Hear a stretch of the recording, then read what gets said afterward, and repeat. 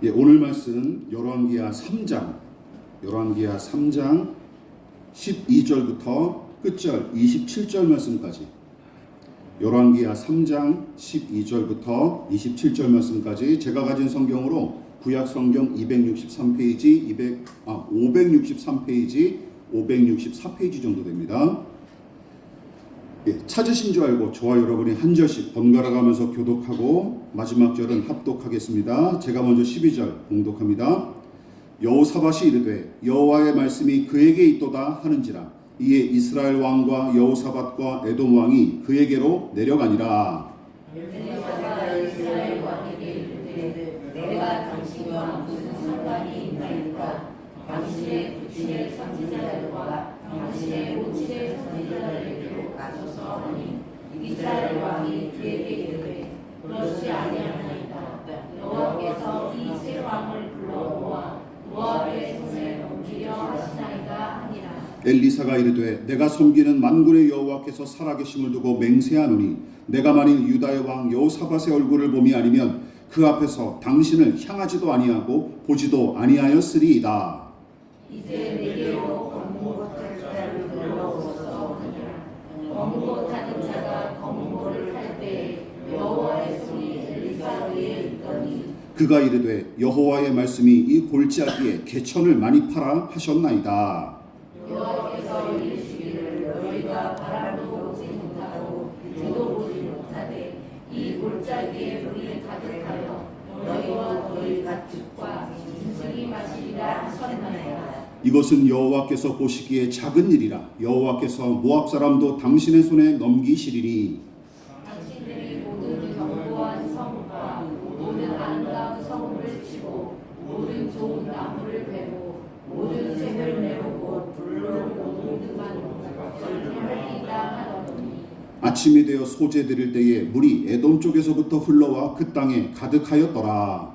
모압의 모든 사람이 왕들이 올라와서 자기를 치려 한다고 듣고 가고 들만한 자부터 그 이산이 다 모여 그 벽에 서 있더라. 아침에 모압 사람이 일찍이 일어나서 해가 물에 비침으로 맞은편 물이 붉어 피와 같음을 보고, 이르되 이는 피라. 틀림없이 저 왕들이 싸워 서로 죽인 것이로다. 모압 사람들아, 이제 무력하라.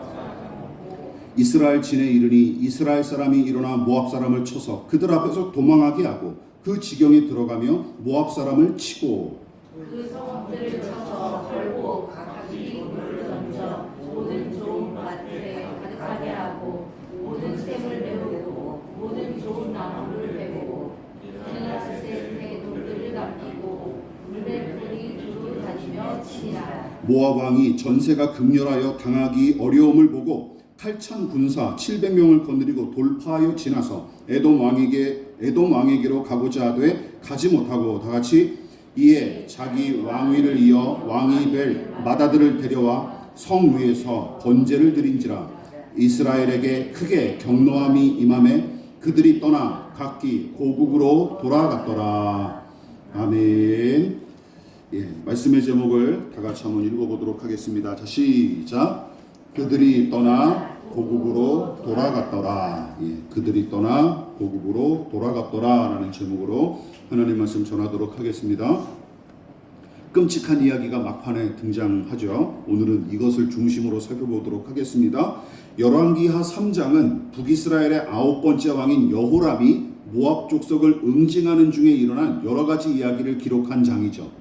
선왕인 아합이 통치하던 시절에는 주변의 여러 이방 민족들을 제압하고 조공 관계를 이어갔으나 아람과의 전쟁에서 그가 허무하게 전사하는 일이 벌어졌죠.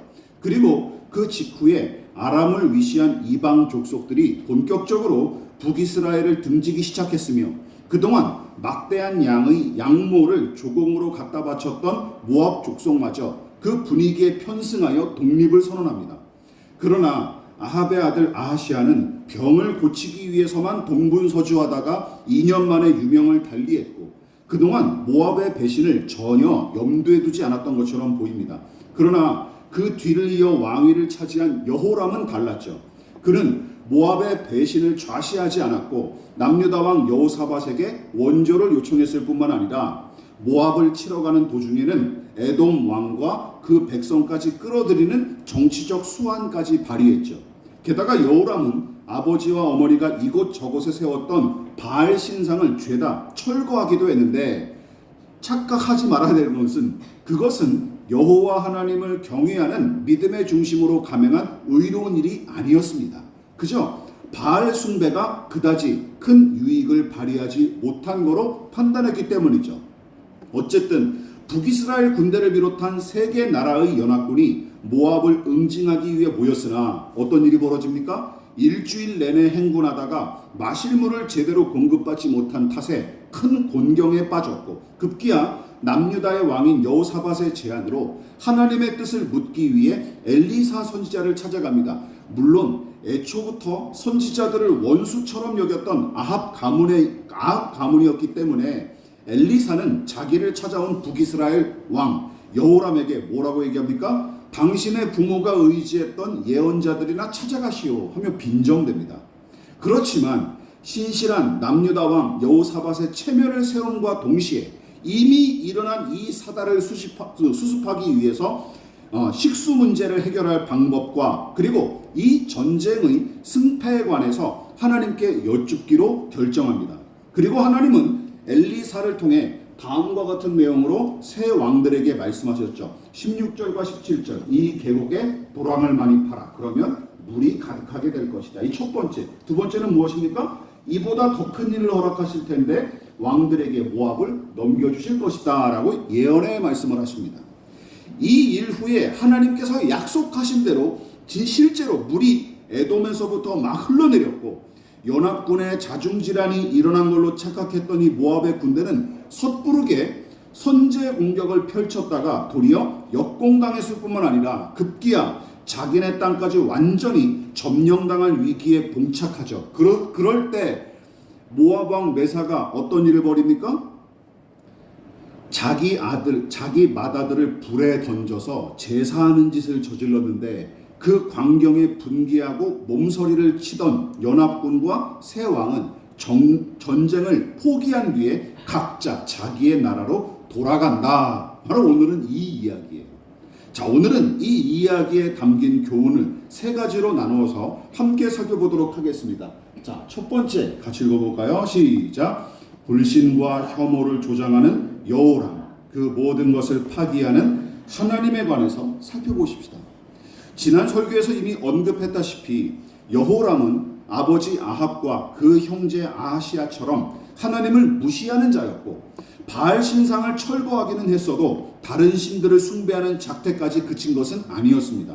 그러니까 여호람도 나름대로 여호와 하나님에 관해 알고 있었으며, 타락한 북이스라엘에서도 하나님께 제사하는 관습이 그나마 희미하게 남아 명맥을 유지하기는 했지만, 하나님을 섬기는 신앙은 이미 북이스라엘에서는 주류로 밀려난 지 이미 오래된 상태였고, 적은 무리로 전락한 신자들은 이모저모로 고생과 희생을 감수하기 일쑤였죠. 엘리야와 엘리사의 인생이 그렇지 않습니까? 그것을 잘 보여주죠. 그러므로 오늘날 한국교회의 중대형 교회 담임 목사처럼 엘리사와 엘리야를 생각하면 안 돼요. 아시겠죠? 그렇게 생각하는 사람들이 꽤 많아서 제가 말씀드리는 겁니다. 게다가 여호람은 식수가 떨어져 곤경에 처하자 다짜고짜 하나님을 탓했고, 심지어 여호사밧의 제안으로 하나님의 뜻을 물으러 엘리사를 찾아갔을 때도 일부러 선지자에게 들으라는 듯이 부정적인 말을 내뱉는데, 10절과 13절이 바로 그 내용이죠. 우리 한 절만 읽어볼까요? 13절만 읽어보겠습니다. 시작. 여호와께서 이 세 왕을 불러 모아 모압의 손에 넘기려 하시나이다. 말도 안 되는 얘기를 꺼내는 거예요.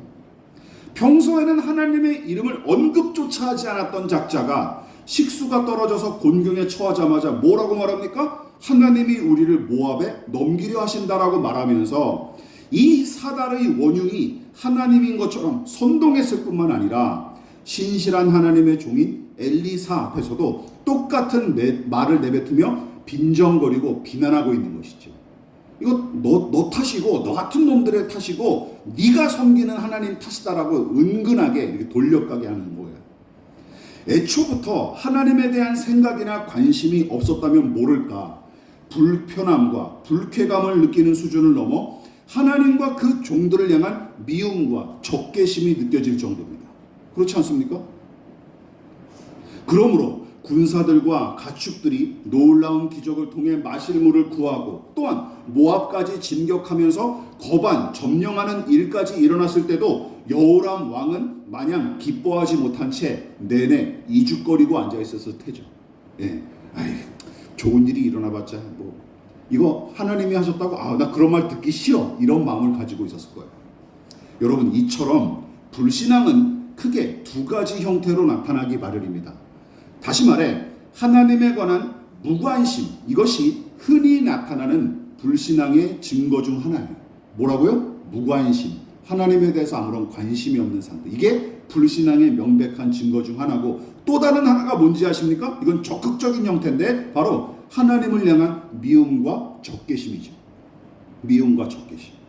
물론 한 가지 반응만 일관적으로 나타나는 것은 아닙니다. 두 가지 이 증상이 무관심과 적개심, 이것이 번갈아가며 나타나는 경우가 대부분이죠. 그리고 여호람도 마찬가지입니다. 여러분, 이전에는 여호와 하나님에 관해 관심조차 없었으나 해결하기 힘든 일을 만나자마자 하나님을 탓하는 이 사람의 꼬락서니를 보십시오.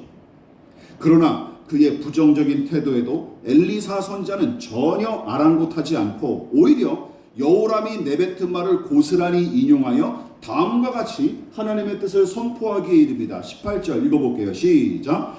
이것은 여호와께서 보시기에 작은 일이라. 여호와께서 모압 사람도 당신의 손에 넘기시리니. 이거 언어 유희 아닙니까?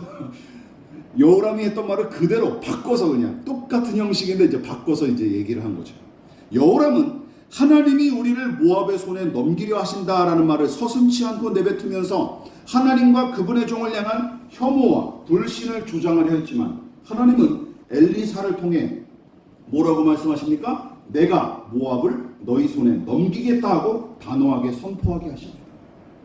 그리고 새 왕과 연합군은 그 말씀대로 메마른 골짜기에 도랑을 파며 순종했고, 그에 부응하여 일어난 놀라운 기적을 연달아 체험하면서 끝내 모압을 완전히 제압할 것 같았습니다. 그런데 어떤 일이 벌어지죠? 막판에 일어난 해괴 망측한 일로 말미암아 그 모든 기대와 소망은 산산조각이 나고 말았죠. 자, 두 번째 살펴보도록 하겠습니다. 시작. 마다들을 제물로 바친 모압 왕, 두려움에 잠식된 이스라엘. 이게 문제였어요.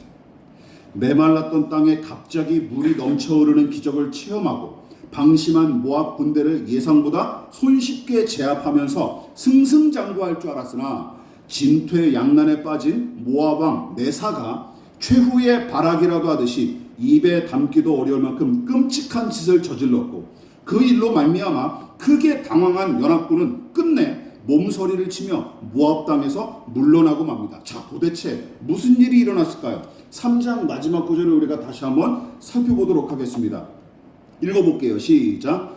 이에 자기 왕위를 이어 왕이 될 마다들을 데려와 성위에서 번제를 드린지라. 이스라엘에게 크게 경노함이 임함에 그들이 떠나 각기 고국으로 돌아갔더라. 이것만 보면 어려운 단어가 해석하기 어렵고 또 이렇게 복잡한 단어가 끼어드는 바람에 얼른 이해하기가 쉽지 않지만, 다른 번역본과 당시 모압의 관습을 참고하여 좀 더 쉽게 설명하면 다음과 같습니다. 잘 들어보십시오.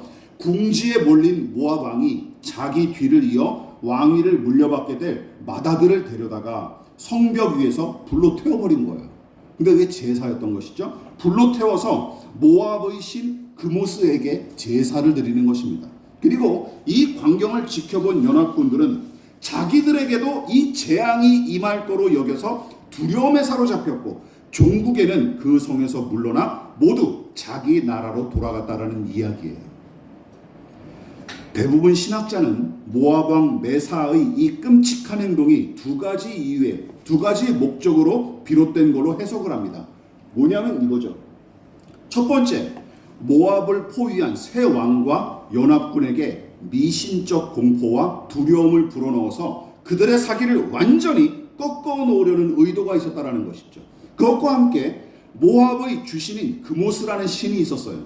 그모스가 도무지 거절할 수 없는 이 희생 제물을 바침으로써 그 신의 권능을 억지로라도 끄집어내기 위해 극단적인 방법까지 동원하는 것으로 보고 있습니다. 두 가지. 그모스 신에게 내가 이 정도까지 바치는데 너도 응답해라 하는 것이지요. 예? 또 한 가지는 뭐예요? 이 연합군에게 두려움을 심어주기 위해서. 우리가 그렇잖아요. 그런 광경을 보면 제정신 가지고 차분하게 바라볼 사람들이 어디 있습니까? 그렇지 않습니까? 사람을 제물로 바치는데. 저도 동의하는 해석입니다. 문제는 이 끔찍한 방법이 어떻게 됐어요? 들어먹혔다는 사실이죠. 들어먹혔어요. 그러니까 자기 아들마저 불살라 제물로 바친 이 모압 왕 메사의 끔찍한 행동이 새 왕과 연합군에게 그 자체로 너무나 큰 충격을 안겨줬을 뿐만 아니라 자기 아들까지 제물로 바치는 모압 왕의 잔인함과 사악함, 그리고 그런 제물을 받는 그모스 신이라는 존재의 잔인함이 결국에는 자기들에게도 임하게 될 거로 여겨서 두려움에 사로잡혔던 거예요. 야, 그모스 신이 저렇게 잔인하고 무서운 신인데 그 진노가 우리에게도 미치지 않겠느냐라고 은연중에 생각이 든 거예요. 그리고 그 미신적 공포에 잠식된 연합군은 전의를 상실한 채 허망하게 물러나고 만 것입니다. 다시 말해 하나님의 은혜와 무수한 사람의 헌신이 한데 어우러져 마련된 다된 밥상에 북이스라엘을 비롯한 연합군이 저 스스로 죄를 뿌린 격이죠. 다된 밥에 죄를 스스로 그냥 뿌린 거예요. 무엇보다 모압을 너희 손에 넘겨주마 하고 말씀하신 하나님의 약속마저 스스로 걷어찬 모양새가 그야말로 가관입니다. 여러분, 메말랐던 골짜기에 많은 물을 허락하신 이가 누구입니까? 또한 이 기적을 오히려 작게 여기고 더 큰 일을 허락하신 분, 즉 모압 군대가 노을빛에 반사된 강물을 피로 착각해서 무작정 덤벼들도록 이끄신 분이 누굽니까? 그리고 모압을 응징하고 그 땅을 점령하도록 연합군을 도우신 이가 누구십니까? 여호와 하나님, 바로 엘리사가 섬기고 의지하는 하나님이시죠. 그런데 북이스라엘의 왕인 여호람을 비롯한 연합군은 하나님 보시기에 작은 일을 오히려 크게 보고 정작 크고 강한 분으로 신뢰하고 섬겨야 할 하나님을 막판에 작게 여긴 것입니다. 누가 두려워서 지금 중단한 거예요? 그모스 신과 모압 왕 메사가 두려웠던 거예요. 그 한 놈 때문에, 한 놈 때문에. 다시 말해 하나님께서 일으키신 큰 일과 약속의 말씀은 깡그리 잊어버린 채 그모스 신과 그 신을 닮은 잔인무도한 왕에게 무릎을 꿇은 셈입니다. 물론 전쟁에서 패한 건 아니었어요. 다 점령하고 난 뒤에 그냥 돌아갔을 뿐이죠. 또한 이 모압 왕의 광기는 누군가를 또 대척점에서 떠올리게 합니다. 세 번째, 같이 읽어볼까요? 시작. 모압 왕 메사의 광기와 선지자들의 용기. 물론 신실한 믿음의 사람인 남유다 왕 여호사밧에게 아쉬운 점이 없지는 않으나 여기 여호사밧도 있지 않았습니까? 남유다 군사들도 있었고. 그런데 북이스라엘의 여호람이 연합군을 전반적으로 지휘하고 통솔했던 까닭에 여호사밧이 끝까지 고집을 부려 모압과 싸우는 일은 거의 불가능했던 것으로 보입니다. 여러분, 다 그렇지 않습니까? 교회는 어쨌든 누가 중요하죠? 이끌어가는 목회자가 중요한 거예요. 가정에서도 마찬가지죠. 아무리 애들이 잘하고 와이프가 잘하고 아내들이 잘하면 엄마가 잘해도 뭐합니까? 아빠가 깽판 치면 가정에 소용이 없는 거예요. 그런 경우 많이 보셨죠. 우두머리가 중요한 거예요. 그만큼. 그건 부정할 수 없는 사실입니다. 학교도 누가 중요하죠? 학교장의 재량에 따라서 학교의 질이 이게 판가름 나는 거 아닙니까? 어쩔 수 없는 거예요. 어쩔 수 없는 거예요. 학교장이 C급인데 교사들이 A급이 올까요? 그런 경우 없습니다. 그렇죠? 예. 여러분 보십시오. 그런데도 여호람과 연합군이 보여준 모습은 실망스럽게 짝이었어요. 왜냐하면 저는 본문의 모압 왕이 저지른 일만큼이나 잔인무도하고 해괴망측한 장면이 다시 떠올랐고, 그 이야기에 등장하는 믿음의 사람은 무수한 사람이 저지르는 끔찍한 짓거리에 오늘 연합군처럼 몸서리를 치기는커녕 도리어 눈 하나 깜빡하지 않은 채 빈정대며 담대하게 조롱했기 때문입니다. 이게 누군지 아십니까? 여러분, 바로 엘리야 선자와 850명의 우상 숭배자가 갈멜산에서 한판 붙었던 이야기를 한번 떠올려 보십시오. 오늘 상황과 정반대예요. 그 부분을 우리 다시 한번 볼까요? 제가 읽어보겠습니다. 그들이 받은 송아지를 가져다가 잡고 아침부터 낮까지 바알의 이름을 불러 이르되 바알이여 우리에게 응답하소서 하나 아무 소리도 없고 아무 응답하는 자도 없으므로 그들이 그 쌓은 제단 주위에서 뛰놀더라. 또 어떻게 제사를 드려요?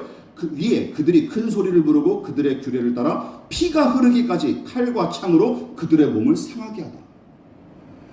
오늘 본문의 이 모압 왕 메사가 제사 드리는 모습과 별반 다르질 않아요. 물론 모압 왕 메사가 더 끔찍하죠. 어떻게 자식을 죽입니까, 부모가? 이건 말도 안 되는 일이죠. 무수한 사람이 집단적 광기에 사로잡힌 모습을 굳이 다른 데서 찾아볼 필요가 없습니다. 여러분, 아버지란 인간이 제 안위와 왕위를 지키기 위해 맏아들을 제물로 바치는 짓거리가 너무도 끔찍하고 해괴망측한 일이지만 또 이거 보십시오. 850명이나 되는 1000명에 가까운 사람들이 바알과 아세라의 환심을 사겠다고 괴성 고래고래 소리를 지르면서 칼과 창으로 자기 몸을 막 자해하는 그 광경을, 피가 철철 흐르는 850명의 사람이 그 광경을 여러분 상상해 보십시오. 얼마나 끔찍합니까? 도축장도 아니고 말이죠. 게다가 전쟁과 대결의 양상도 비슷하죠. 모압 왕이 무수한 연합군을 상대로 혼자 그 짓을 저지르고 소기의 목적을 달성했듯이 엘리야도 광란에 사로잡힌 850명을 상대하면서도 결국은 승리하지 않았습니까? 무엇보다 엘리야는 이 무수한 우상 숭배자들의 이 광기 어린 행각을 두려워하기는커녕 도리어 그들과 그들의 신을 마음껏 조롱했고 급기야 뭐라고 하죠? 더 해보라 하고 부추깁니다. 그 내용이 여기 나오죠. 같이 읽어볼까요? 시작. 정오에 이르러는 엘리야가 그들을 조롱하여 이르되 큰 소리로 부르라. 그는 신인즉 묵상하고 있는지 혹은 그가 잠깐 나갔는지 혹은 그가 길을 행하는지 혹은 그가 잠이 들어서 깨워야 할 것인지 하며. 형, 이게 얼마나 엘리야의 패기와 이 여유를 보십시오. 이 용기와 여유는 그러면 어디서 왔을까요? 당연하죠. 높고 크신 하나님, 전능하고 완전하신 하나님, 그분을 깊이 체험하고 아는 신앙, 그 하나님을 신뢰하는 믿음에서 샘솟은 용기와 여유죠. 엘리야의 후계자인 본문의 엘리사도 마찬가지입니다. 우리 엘리사에 관해서 지난번에 살펴보지 않았습니까? 여호람 앞에 굽실대거나 알랑거리지 않고 도리어 그의 왕의 불신앙을 호되게 질책했던 일을 떠올려 보십시오. 또한 전쟁을 시작하기도 전에 낭패당할 뻔한 위기에서도 조금도 주저하지 않고 이것은 여호와께서 보시기에 작은 일이라 하며 담대하게 선포한 것을 떠올려 보십시오. 여호람과 여호사밧 그리고 에돔 왕과 연합군이 이랬어야 마땅합니다. 여기서 아주 비교가 되는 거죠. 선명하게 다가오죠. 예. 모압 왕의 포인트를 맞출 게 아니라 모압 왕 한 놈 때문에 겁먹고 달아난 이 연합군에게 우리가 포인트를 맞춰야 됩니다. 원래 연합군이 이랬어야 마땅해요. 모압 왕이 지 아들을 불러 태워 죽이든 그모스 신에게 바쳐서 뭘 별지랄을 다 떨든 거 상관없이 그래? 더 해봐라. 우리는 너희 완전히 그냥 점령해주마. 그랬어야죠. 그렇죠? 네? 우리 뒤에는 하나님이 계신다. 이랬어야 마땅합니다. 그러나 이들은 모압 왕 메사 한 사람의 극단적인 탐욕과 광기 앞에 기가 눌렸을 뿐만 아니라 심지어 그가 섬기는 그모스 신의 진노와 심판을 하나님보다 더 두려워했던 탓에 물러났던 거예요. 이게 무서워서 물러났던 거예요.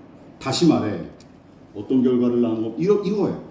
하나님을 작게 여기고 불신하는 태도가 이런 결과를 낳은 겁니다. 그뿐만이 아닙니다. 이 전쟁의 승패를 좌우한 또 다른 요소가 무엇입니까? 군대의 규모와 무기가 어떠하냐, 무슨 지휘관의 전략 그런 게 아니었어요. 뭐예요? 결국 누가 더 자극적이고 감당하기 힘든 일을 해냈는지, 누구의 우격다짐이 더 셌는지, 그게 관건이었습니다.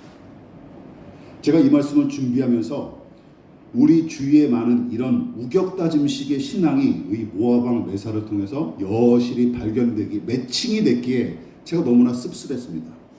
여러분, 우리의 신앙은 누구를 닮았습니까? 엘리야와 엘리사가 완전한 사람은 아니지만 그들이 보여준 믿음과 용기가 우리에게 나타나고 있습니까?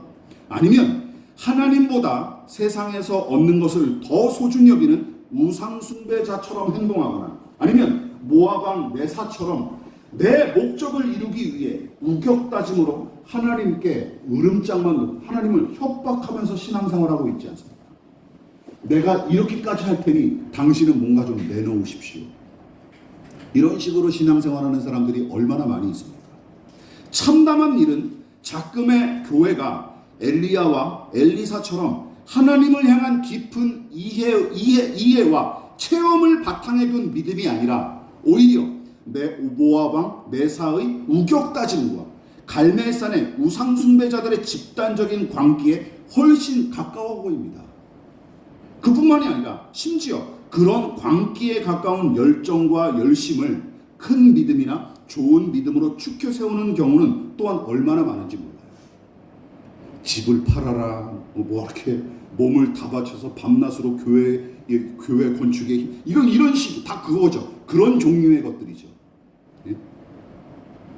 또한 여호람과 연합군들이 그랬듯이 온갖 신앙 용어는 입에 달고 살면서도 정작은 부와 명예와 권력이 구원과 행복을 가져다 줄 것처럼 여기고 숭상하기 일쑤입니다. 그뿐만이 아닙니다. 솔직히 하나님은 그저 자신의 이익과 안락을 돕는 그야말로 집사 정도로 취급하는 이들이 교회 안에 허다하죠. 주일마다 그리고 예배당에서 크고 강하신 하나님이심을 고백하고 노래를 부르기는 하지만 실제로 가정과 직장과 학교와 일상에서 크고 강한 하나님처럼 숭상하는 것은 뭡니까? 돈과 권력이죠. 그거에 굴복하는 이들이 얼마나 많이 있습니까? 교회를 다니면서도. 그래서 세상의 부와 권력 앞에 손쉽게 타협하는 교회와 신자들의 이런 우스꽝스러운 작태가 이제는 일부의 문제가 아니라 기독교회 전반에 걸친 문제라는 사실을 여러분 안타까운 것은 세상 사람들은 진지게 인식하고 해괴한 집단으로 전락한 교회와 거리를 두는 게 요즘의 현실이에요. 야 저기 좀 이상하지 않냐라는 거 상식을 넘어서는 좀 비상식적인 불합리한 집단이다라고 세상 사람들은 이미 객관적으로 바라보고 거리를 두고 있는데 정작 우리를 비롯한 믿음의 사람들이 아직도 깨닫지 못하고 형식적인 신앙을 유지하는 것으로 만족하며 사는 중이죠. 그래서 복음의 정신을 상실하고 믿음을 잃은 교회가 죄인을 회개하게 하고 돌이켜 새로운 피조물로 살아가도록 인도하고 돕기는커녕 여호람처럼 죄인의 자기 중심성을 십자가에 못 박지 않은 채 잘되면 내 탓, 안 되면 하나님 탓을 남발하는 이들을 방관하고 방치하는 기관으로 전락했어요. 그뿐만이 아니라 모압 왕 메사처럼 자신의 욕망을 투사하여 어떻게 해요? 더 많이, 더 크게, 더 높이, 더 열심히, 더 세게 그리고 뭐죠? 더 감동적으로를 외치며 형제 자매와 이웃을 착취하는 몰입애들을 양산하기 일쑤입니다. 심지어 그런 사람들을 뭐라고 칭찬해요? 열정적이다, 열심이 있다, 큰 그릇이다 하며 추켜 세우는 짓도 서슴지 않습니다. 엘리야 선지자가 열왕기상 19장 10절에서 나만 홀로 남았습니다 하고 탄식하며 절망에 사로잡혔을 때 하나님께서 그에게 뭐라고 위로하십니까? 우리 마지막으로 한번 읽어볼게요. 시작. 내가 바알에게 무릎 꿇지 않고 입 맞추지 아니한 자 7,000명을 남겨주었다 하고 위로하신 말씀을 떠올려 보십시오. 7,000명이 많아 보이십니까? 북이스라엘 전체 인구가 그래도 못해도 한 100만, 잘은 모르겠지만 몇십만 이상은 되지 않았을 겁니까? 7,000명이 뭡니까? 네.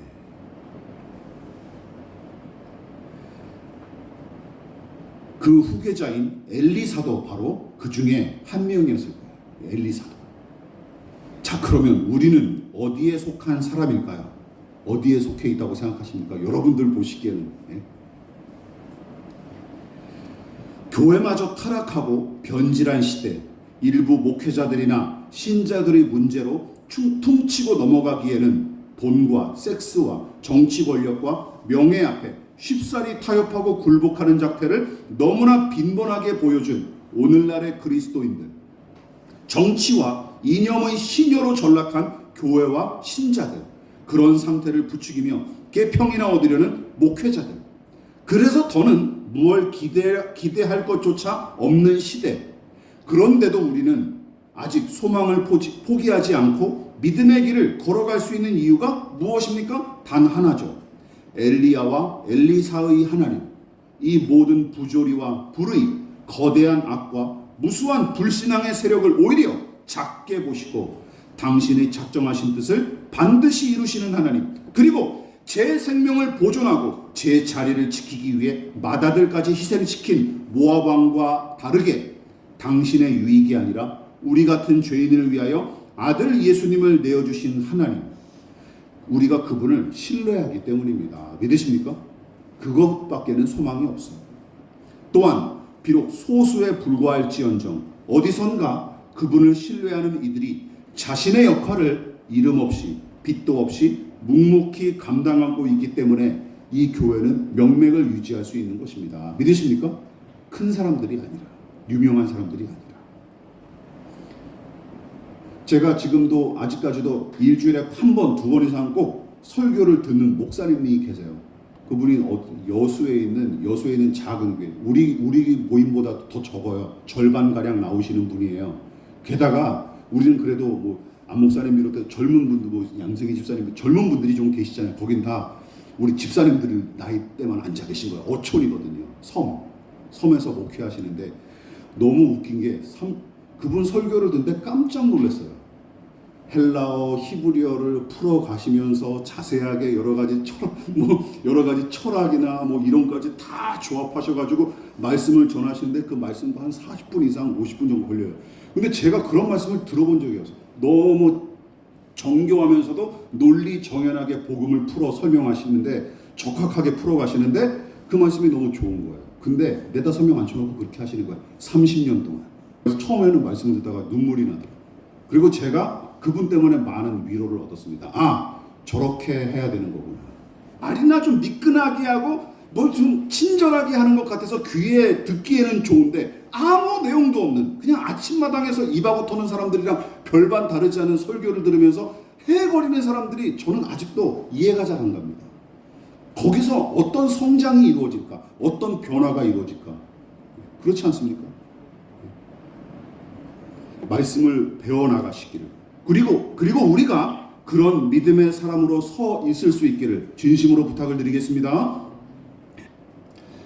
지금은 우리를 위하여 십자가에 몸버려 피 흘려 돌아가신 예수 그리스도의 한량없으신 은혜와 하나님 아버지의 깊은 사랑하심과 성령 하나님의 영원한 사귐이 오늘 이 시간 불의와 불법과 사악함과 잔인함이 이 만연한 세상 가운데서도 오히려 이 일을 작게 여기실 크신 하나님을, 권능의 하나님을 의지하여 겸손히 머리 숙인 사랑하는 성도들의 머리 위에 저들의 가정과 직장과 사업장과 학업과 장래 가운데 이 나라의 민족과 한국교회와 저 북녘의 동포들과 세계와 열방 가운데 지금부터 영원히 함께 하시기를 간절히 축원하옵나이다.